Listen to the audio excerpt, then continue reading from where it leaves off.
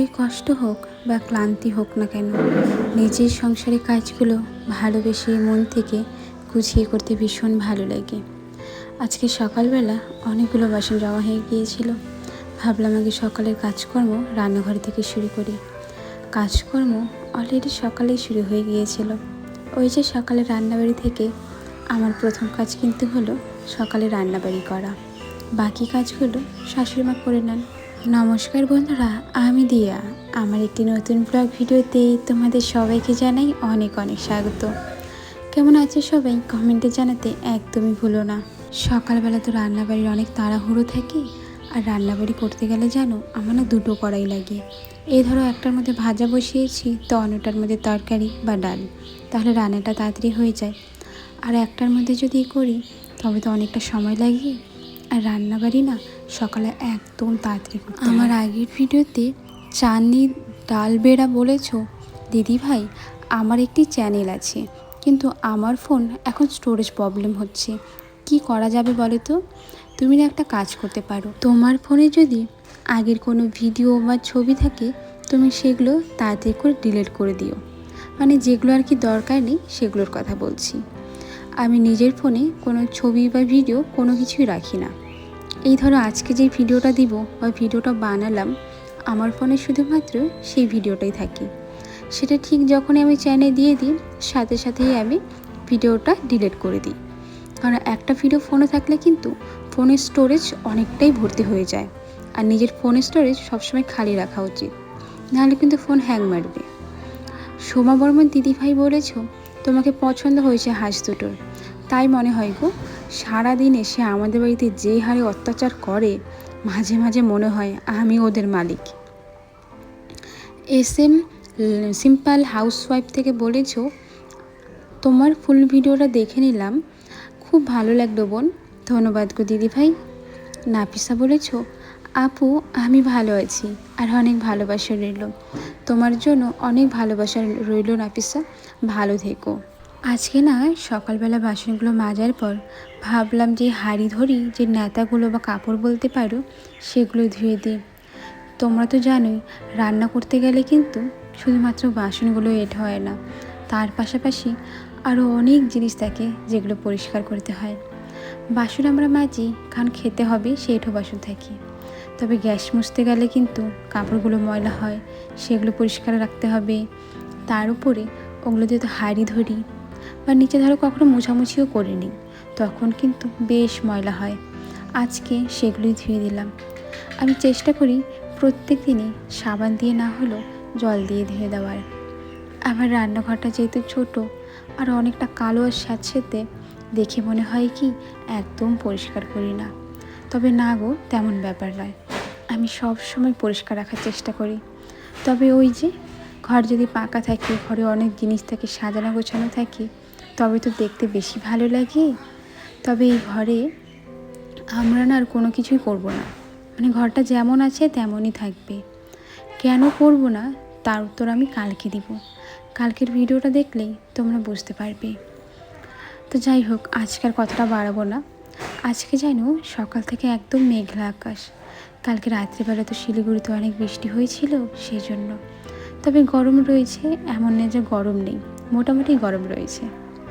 তো রান্নাঘরের কাজগুলো আগে করবো ভেবেছি দেখে ভাবলাম সকালে তো গ্যাসটা মোছা হয়নি, মানে কালকে রাত্রে বসেছিলাম, সকালে রান্না বসিয়েছি, তো রান্নাবাড়ি সেরে নিয়ে আমি কিন্তু আগে গ্যাসটা মুছে নিলাম। এখনও পর্যন্ত খাওয়া দাওয়া হয়নি। রান্নাঘর পরিষ্কার না করা অবধি না খাওয়া দাওয়া করতেই মন চায় না। রান্নাঘরটা তো আমাদের কাছে সব কিছু। রান্নাঘরটা পরিষ্কার করার পর কালকে রাত্রেবেলা যখন রান্না করেছিলাম অনেকগুলো না সবজির খোসা হয়েছিল, একটা প্লাস্টিকে রেখেছিলাম। ওই একই প্লাস্টিকের মধ্যে ঘরের ময়লাগুলো তুলে একদম ড্রেনে ফেলে দিলাম। আমাদের যে ঘরগুলো দেখতে পারছো না, তার দুপাশেই কিন্তু হাই ড্রেন রয়েছে বিশাল বড়, আর সেই ড্রেনে যেন প্রচুর জল হয়। আর আমাদের বাড়ির যত ময়লা আছে আমরা কিন্তু সেখানেই ফেলে দিই। চলো এইদিকে এখন না রান্নার জল নিয়ে আসবো। ওই যে বললাম কদিন ধরে রাত্রেবেলা প্রচুর বৃষ্টি হচ্ছে, আর আমাদের কুয়োর জানো তো কিনার দিয়ে অনেক জায়গায় লিকেজ রয়েছে। ওই লিকেজ থাকার কারণে এই যে ড্রেনের জল বা অন্য কোনো জল বৃষ্টির জল সব না কুয়োর মধ্যে ঢুকে যাচ্ছে, আর কুয়োটা ভর্তি হয়ে যাচ্ছে, আর জলগুলো প্রচুর ময়লা হয়ে গেছে, হলুদ হলুদ আর কালো হয়ে গেছে। এই জন্য ওই জল দিয়ে না কদিন ধরে রান্না করছি না। আমাদের এখানে একটা সরকারি কুয়ো আছে সামনেই, সেখান থেকেই জল নিয়ে আসি। সেই জল দিয়ে রান্নাবাড়ি ঠাড়ি সব কিছু করি, আর খাওয়ার জন্য তো টাইম করে জল আনি, সেটা দিয়েই খাওয়া দাওয়া করি। এই জল দিয়ে কিন্তু রাত্রেবেলা রান্না করব, তবে এখনই এনে রাখলাম ওই আর কি কাজগুলো এগিয়ে রাখার জন্য। আবার রাত্রেবেলা সেই জল আনতেই হবে, তার থেকে ভালো এখনই এনে রেখে দিই। এদিকে যে জারকিনটা দেখতে পারছো, এটার মধ্যে না মানে ফিল্টারটার মধ্যে আগে জল আনতাম, তবে আমার মনে হলো কি ওই ফিল্টারের যে ডান্টি আছে সেটা না ওই ভারীটা সহ্য করতে পারে না। যদি ডান্টিটা ভেঙে যায় তাহলে কিন্তু দেখতে বাজে লাগবে, সেই জন্যই আর কি ফিল্টারের মধ্যে জল আনি না, ওই নীল কালার জারকিনের মধ্যেই এখন জল আনছি। একটা সংসারে কিন্তু শুধুমাত্র রান্নাবাড়ি করা, খাওয়া, বিছানা গোছানো এসব ছাড়াও হাজারটা কাজ থাকে। এই যেমন দেখো না, জল আনতে হয়, আরও খুঁটিনাটি কত কাজ থাকে। সব কিছু তো সবসময় বলা যায় না, ওই ভিডিও তো দেখানো যায় না, ওই ভিডিও করাও যায় না। তবে আমরা প্রত্যেক গৃহবধূরাই জানি আমাদের কিন্তু অনেক কাজ থাকে।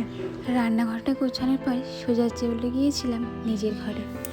সকালবেলা জানো তো বিছানাটা গোছানোর সময় হয় না, কোনো রকমভাবে বিছানাটা এদিক ওদিক তুলে আমি চলে যাই। আর যদিও বা আমার সময় না হয়, তোমাদের দাদাভাই কাজ যাওয়ার আগে একটু বিছানাটা তুলে রেখে যায়। ওই তুলে রাখা বলতে মশারির দুটো কোণা খুলে রেখে যায়, এছাড়া কোনো কিছু করে না। বাকি কাজগুলো আমাকেই করতে হয়। তবে সকালে এতটাই সময় কম থাকে, কিভাবে করবে আমি আর নিজেও বলি না যে কাজগুলো করে যাও। আমার হাতে যখন সময় হয় তখন আমি ধীরে ধীরে কাজগুলো সেরে নিই। আজকে না একটা বিছানার চাদর পাতবো। আসলে কি বলতো, আমার বিছানার তোষকটা তো অনেকটাই ছোট, সেই জন্য যে বিছানার চাদরটাই পাতি না কেন এদিক ওদিক হয়ে যায় আর দেখতে ভীষণ খারাপ লাগে। যদি নিচে একটা বিছানার চাদর থাকে আর উপরে অন্য একটা, তাহলে উপরে বিছানার চাদরটা টান টান হয়ে থাকে। আমি ভেবেছি যেন একটা তোষক কিনবো। এই তোষকটায় না বিছানাটা একদমই হয় না, মানে এত ছোটো তোষকে কী করে হয় বলো তো। বিছানার চাদর পাততে গেলে যদি সমান না থাকে তাহলে কি দেখতে ভালো লাগে। আজকে জানো তো বৃহস্পতিবার, তবে আমি ঠাকুর ঘরে যাইনি এখনো পর্যন্ত। ওই যে সকালবেলায় শাশুড়িমা পূজা দিয়েছেন, আমি শুধু দুপুরবেলা পূজা দেব। এই আমার ঘরটা ঝাড়ু দেওয়ার পর ঘরটা মুছে নিব, তারপর স্নানটা সেরে পূজা দেব। সকালে একবার স্নানটা আমি করে নিয়েছিলাম, যেহেতু বৃহস্পতিবার সকালে স্নান না করলে না একদম ভালো লাগে না। তবে কি বলো তো, দুপুরবেলা যখন পূজা দিয়েছিলাম না, সেটা আর ক্যামেরাবন্দি করা হয়নি। আসলে তো ঠাকুর আমার ঘরে নেই, শাশুড়িমার ঘরে। তো সবাই যখন ঘরে থাকি সবার সামনে ভিডিও করলে সবার তো একটু অসুবিধে হয়ে যায়। এই জন্য কালকে যখন পুজো দিয়েছিলাম সেটা আর ক্যামেরাবন্দি করা হলো না। আমার যে কি হয়েছে বুঝতে পারছি না, ভিডিও বানাচ্ছি তবে যেন ভিডিওগুলো মনের মতন হচ্ছে না। হয়তো ভিডিওতে যেমনটা চাইছি তেমনটা করতেই পারছি না।